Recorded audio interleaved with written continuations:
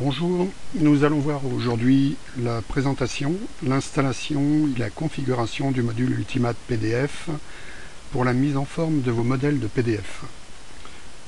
Alors, tout d'abord récupérer le module. Alors je vous propose soit de le récupérer sur la boutique de l'e-store de l'association de l'IBAR. Je vous laisse le soin de retrouver le module sur le site, soit directement sur le site de l'éditeur, sur atounet.com. Une fois le module récupéré, décompressé, vous allez l'installer dans votre fichier, dans votre dossier custom. Alors, vérifiez bien que le dossier custom existe. Donc, vous reprenez l'arborescence de votre site. Donc ici, nous voyons l'arborescence de Dolibar et nous voyons que le dossier custom est bien présent. Il faut d'autre part vérifier dans le fichier de conf. Alors je vais aller chercher un fichier qui ne pose aucun problème pour ne pas vous donner mon mot de passe. Donc voilà, dossier conf, fichier conf, vous l'éditez et vous vérifiez que les deux lignes ayant trait au dossier custom, en l'occurrence ces deux-là, soient bien décommentées. Décommentées, c'est-à-dire qu'il n'y ait pas les deux slash devant, auquel cas les lignes seraient en vert comme ici. Vous voyez. Et le dossier serait non fonctionnel. Une fois ceci vérifié, éventuellement changé, vous enregistrez. Votre dossier custom contenant bien le module Ultimate PDF. Nous pouvons aller dans la partie administration, configuration de l'IBAR. Nous retrouvons le module Ultimate PDF ici. Nous l'activons. Une fois le module activé, ce n'est pas suffisant. Il va falloir aller activer les modèles dans chaque module de l'IBAR qui utilise ces modèles. Alors nous avons par exemple le module proposition commerciale. Nous allons dedans. Nous recherchons chaque fois un modèle avec Ultimate dans le nom. Donc là, il s'agit d'Ultimate Propal. Nous l'activons. On le met par défaut et on enchaîne sur les autres. Donc proposition commerciale, commande, Ultimate Order, ok, j'active, je mets par défaut et je passe au suivant. Vous avez remarqué, entre autres, depuis l'activation du module, vous avez une icône supplémentaire qui vient dans la barre de menu supérieure droite. Il s'agit de, nous en reparlerons plus tard, mais du module qui apparaît là et qui permet de choisir le modèle qu'on va utiliser. Nous en reparlerons plus tard. Donc nous avons fait commande, nous passons aux interventions. La fiche intervention Ultimate Inter. Nous la choisissons par défaut. Nous enchaînons sur les autres modules. Expédition. Donc, expédition Ultimate Shipment. Le bon de réception Ultimate Recept.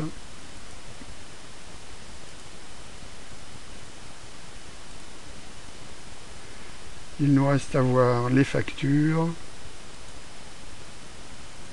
Donc Ultimate LCR.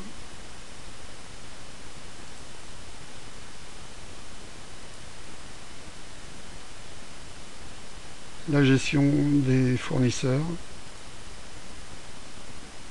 Ultimate Supplier Order.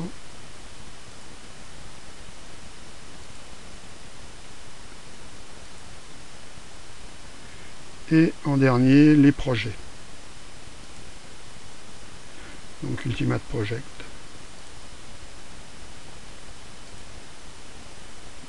Voilà, maintenant tous nos documents sont activés. Ultimate est présent dans tous les modules dans lesquels il est utilisé comme PDF. Nous allons tester sur les propositions commerciales. Alors, ici, une fiche de proposition. Alors, je reviens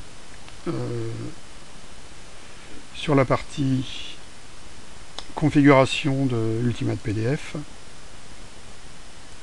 Alors, par défaut, il existe toujours un modèle. C'est pas forcément celui que vous voulez. Donc, nous allons créer notre propre modèle. Nous faisons ajouter un modèle. Nous lui donnons un nom. Alors, on va mettre un nom qui parle de lui-même, mon modèle vert. Voilà. Une belle couleur vert pétante. Alors, de préférence pour la couleur de fond, vous prenez un pastel pour ne pas masquer les caractères, les écritures. Une couleur de bordure là beaucoup plus foncée, il n'y a pas de problème. Et une couleur de texte, elle, foncée de préférence. Nous allons prendre la ligne pointillée comme bordure. Moi je préfère, je trouve ça plus léger. Pour l'instant, on ne prend pas d'option, ni afficher la colonne référence, ni masquer les montants de TVA.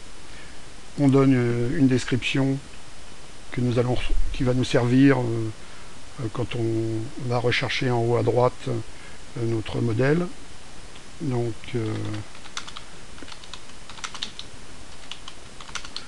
mon beau modèle, je ne suis pas très inspiré sur ce coup-là, mon beau modèle vert. On fait ajouter, alors on active, sinon on ne le verrait pas dans la liste déroulante. Et maintenant nous allons utiliser cette icône et nous voyons que nous avons les deux modèles qui apparaissent. Donc nous allons basculer sur le modèle vert. Nous cliquons sur OK. De façon générale, chaque fois que vous ferez un changement à ce niveau, dans l'onglet modèle, vous devrez revenir sur l'icône pour recliquer sur OK pour revalider.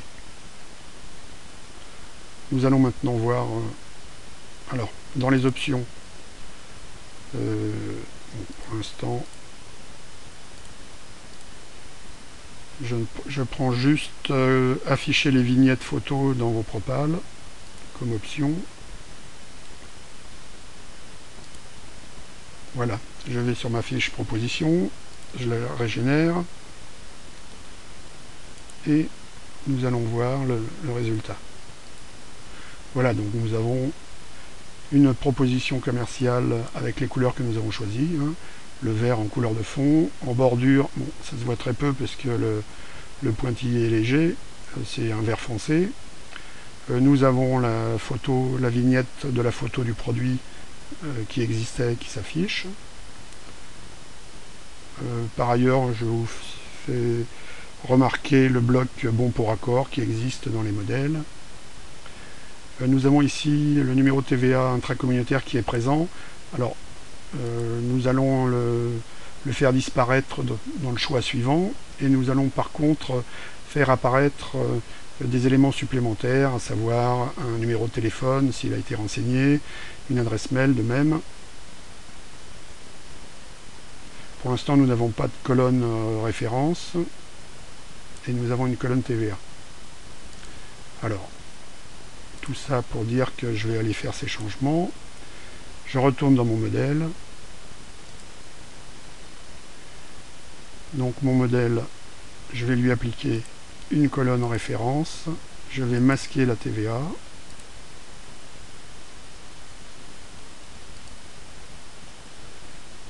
Dans les options, je vais afficher les coordonnées téléphoniques du contact et je vais masquer le numéro de TVA intracommunautaire. Maintenant, comme expliqué précédemment, donc nous retournons sur le modèle et nous le validons à nouveau, sinon les éléments de changement ne seraient pas pris en compte. Nous retournons sur notre fiche Propal pour voir ce que ça donne. On régénère. On affiche.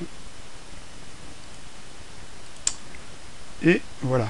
Donc les changements, nous voyons que le numéro de TVA intracommunautaire a disparu et que par contre nous avons un téléphone et un email qui sont apparus.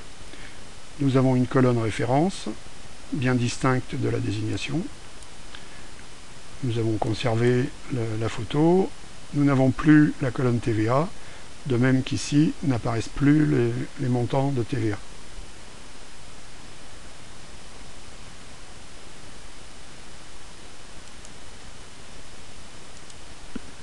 Petit rappel, pour ce qui est des adresses de contact adresse, il faut naturellement bien vérifier que vous avez sélectionné un contact pour qu'il apparaisse dans le bloc d'adresse. Si par exemple ici je supprime le contact, je retourne sur ma fiche de proposition, je la régénère.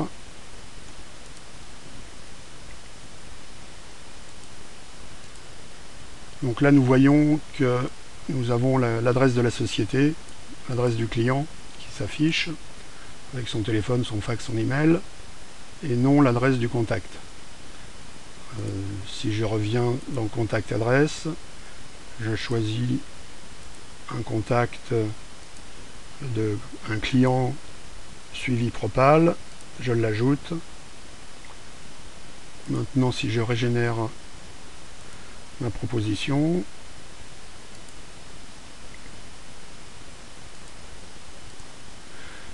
nous voyons donc qu'il y a toujours le nom de la société. Par contre, c'est le nom du contact qui va s'afficher avec son adresse, si l'adresse est différente. De même que son téléphone et son email.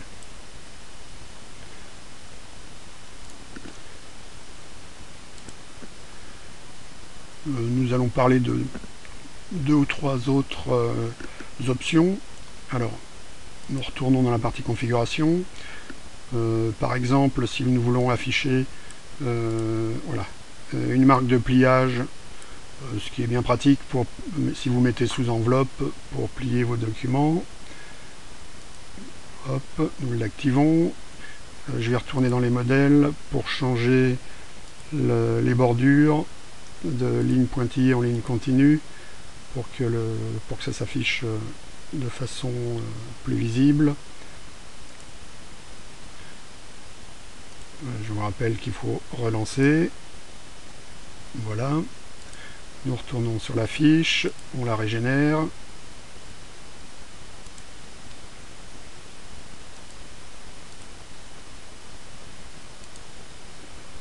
Voilà. Donc ici, nous voyons que nous avons des traits plus appuyés, ce qui nous permet de mieux voir le trait de pliage. Voilà. Donc ici, il ne s'agit pas d'un bug.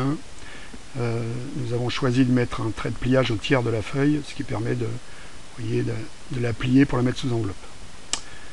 Voilà, donc à vous de jouer, éventuellement de faire des propositions de fonctionnalités supplémentaires, et à bientôt pour un nouveau cours. Au revoir.